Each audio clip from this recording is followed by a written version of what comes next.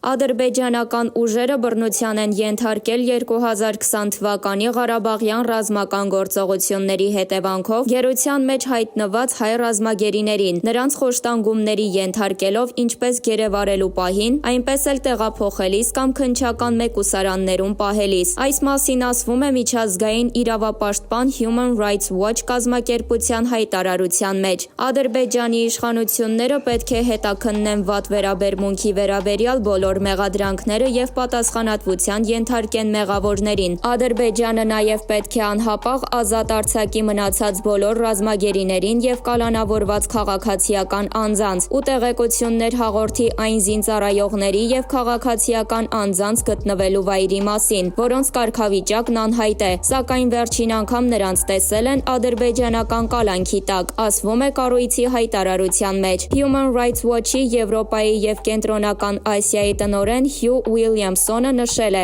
ձերբակալված հայ զինվորների նկատմամբ դաժան վերաբերմունքը, այդ թվում եւ խոշտանգումները, նողկալի են եւ համարվում են պատերազմական հանցագործություն։ Նա ընդգծել է, որ նման օրինակ պատերազմական հանցանքները պետք է անհապաղ պատասխանատվության ենթարկվեն։ Կազմակերպությունը զրուցել է նաեւ 4 նախկին ռազմագերիների հետ, որոնք մանրամասն նկարագրել են իրենց եւ այլ ռազմագերիների նկատմամբ վատ վերաբերմունքի դրսեւորումները։ Նրանք բոլորը պատմել են երկար եւ պարբերաբար ծեծի ենթարկվելու մասին։ Նրանցից մեկը հայտնել էր, որ իրեն խոշտանգել են սուր մետաղական զողի օգնությամբ։ Մյուսը պատմել էր իրենց էլեկտրահարելու դեպքերի մասին, իսկ մեկ այլ նախկին ռազմագերի տեղեկացրել էր, որ անընդհատ վառվող ծխախոտով այրվածքներ են հասցրել։ Տղամարդկանց պահել են նվաստացուցիչ պայմաններում, հատկապես առաջին օրերին շատ քիչ ջուր ու ուտելիք են տվել։ Բռնությունների եւ խոշտանգումների վերաբերյալ տեղեկությունները մտահոգություն են առաջացնում, որ դեռևս Ադրբեջանում պահվող հայ ռազմագերիները նոր խոշտանգումների ենթարկվելու վտանգի տակ են։ Ադրբեջանի իշխանությունները պետք է վստահեցնեն, որ հայ ռազմագերիներն ու մյուս կալանավորվածները, ովքեր դեռևս անազատության մեջ են, ունեն այն պաշտպանությունը, որը ենթադրում են միջազգային մարդու իրավունքներն ու հումանիտար օրենքը, որոնք ենթադրում են խոշտանգումների ու բռնությունների բացառում, նշել է Human Rights Watch-ը։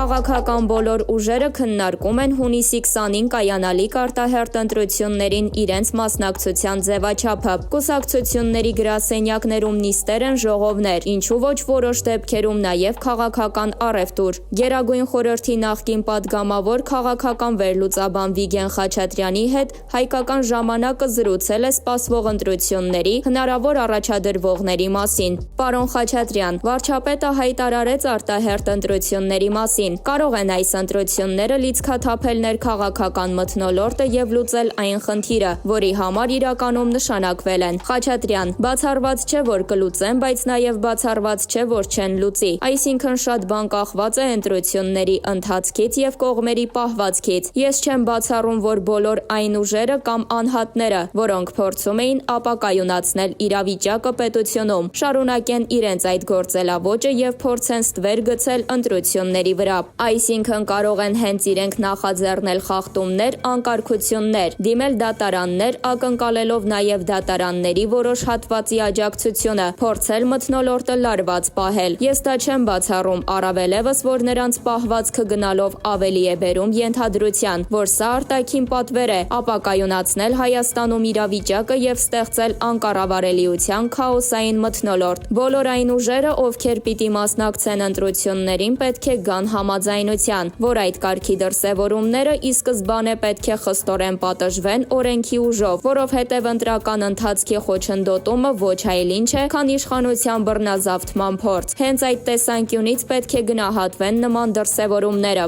Հարց. իսկ որտեղից է գալիս արտաքին պատվերը, որի մասին նշեցիք։ Խաչատրյան, եթե դուք հետևեք ռուսական որոշ լրատվամիջոցների պահվածքին, արդեն մոտ 3 տարի որոշակի շրջանակներ լրատվամիջոցներ, տարբեր մակարդակի գործիչներ փորձում են անընդհատ անվստահություն սերմանել Հայաստանում իշխանությունների հանդեպ։ Ես չեմ կարծում, որ դա պատահական է։ Հարց. մի խնդիր կա, որով պայմանավորված որոշ ուժեր դեռ չեն կողմնորոշվում կամ դեմ են արտահայտվում ընտրություններին։ Դա ընտրական օրենսգիրքն է։ Ձեր կարծիքով իշխանությունները կհասցնեն կամ կցանկանան շրջանառության մեջ դրված փոփոխություններն ընդունել։ Խաչատրյան,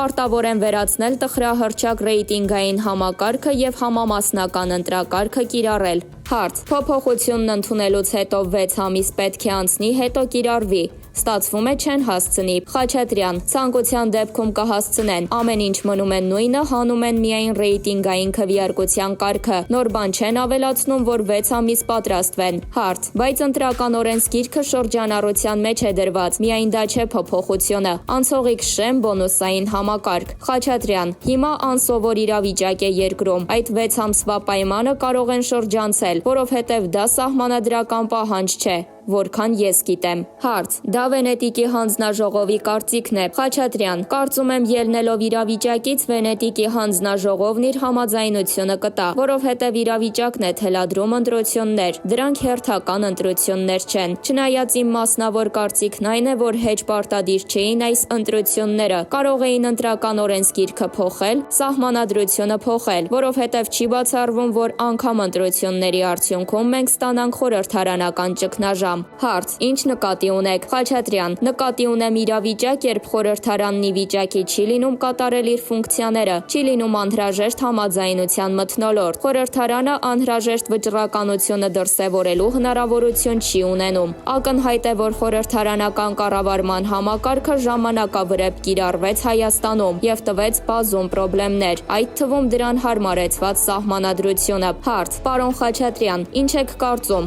որ ուժերը ինչպես կմասնակցեն ընտրություններին, օրինակ ԲՀԿ-ի ցուցակը ըստ ձեզ Դարձյալ Ծառուկյանը կգլխավորի։ Խաչատրյան. իմ կարծիքով խելամտությունը իրեն կհուշի, որ պետք չի դա անել, բայց դա իր անձնական խնդիրն է։ Ակնհայտորեն նա ավելի հակված է զբաղվել ձեռներեցությամբ, քան քաղաքականությամբ, ոնց նայում ենք դա է ստացվում։ Իմ կարծիքով իրեն որպես քաղաքական գործիչի այդպես էլ չընկալեցին։ Հարց. կուսակցությունում կա մարդ, որը կարող է փոխարինել նրան։ Խաչատրյան. դա իրենց որոշելիքն է, եթե չունեն, ուրեմն այնտեղ կուսակցություն չկա։ Հարց. ինչ եք կարծում, ընտրություններին 3 նախկին նախագահները կմասնակցեն, եւ եթե այո, ապա ինչ ֆորմատով։ Խաչատրյան. դա էլ իրենց որոշելիքն է։ Իմ կարծիքով Հայաստանում տեղի է ունենում քաղաքական սերնդափոխություն, դա ժամանակի պահանջ է եւ քաղաքական նոր սերնդի խնդիրն է ասպարեզ իջնել եւ ժամանակին համահունչ հարցադրումներ անել Հայաստանի տնտեսության ու հասարակության զարգացման առումով։ Ես կարծում եմ, որ ընտրողները նախապատվությունը կտան քաղաքական նոր սերնդի ներկայացուցիչներին, որոնք գնալով ընդգծված ասպարեզ են իջնում եւ դա լավ է։ Հարց. դուք նման միտում եք տեսնում։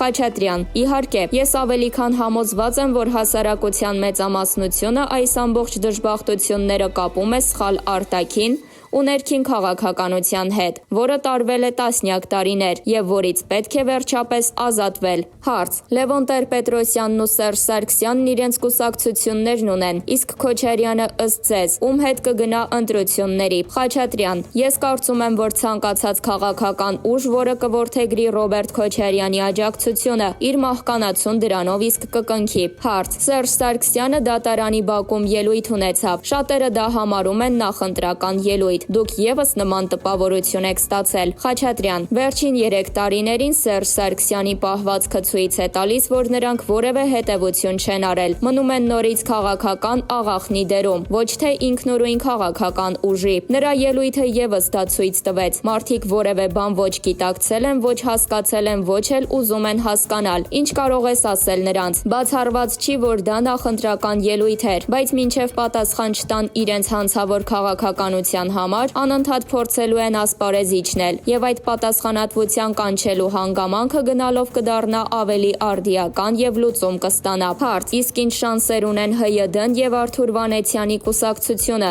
թեև ՀՅԴ-ն դեռ պնդում է, որ չի մասնակցելու։ Խաչատրյան. հասարակությունը ինչքանով է նրանց լուրջ վերաբերվում, ցույց կտան ընտրությունները, բայց իհարկե նրանց գործունեության տպավորությունը շատ տխուր է։ Ավելի շուտ տպավորություն կա, որ օտարի հանձնարարություն են կատարում, քան սեփական հասարակությանն ու պետությանն են ուզում ծառայել։ Այս տպավորությունը գնալով ինձ մոտ խորանում է, որ նրանք հանձնարարություն կատարող են Հայաստանում ապակայունացում ստեղծելու նպատակով։ Հարց. հայրենիքի փրկության շարժումը այս պահին կարելի է համարել վերջնականապես ձախողված, թե դեռ կարող է դառնալ ընտրություններին մասնակցող ձևաչափ։ Խաչատրյան. դե Փուչիկն արդեն տրաքել է եւ անիմաստ է նման ֆորմատի մասին խոսել։ Կարելի է ասել, որ հայրենիքը վերջապես փրկվեց իրենցից, շատ էական էր։ Հարց. բայց Բաղրամյան փողոցն է շարունակում փակ մնալ։ Խաչատրյան. դե շարունակում են մարդկանց զզվեցնել։ Եթե դա իրենց հաճույք է պատճառում, ինձ թվում է ժողովուրդը համբերություն կդրսևորի։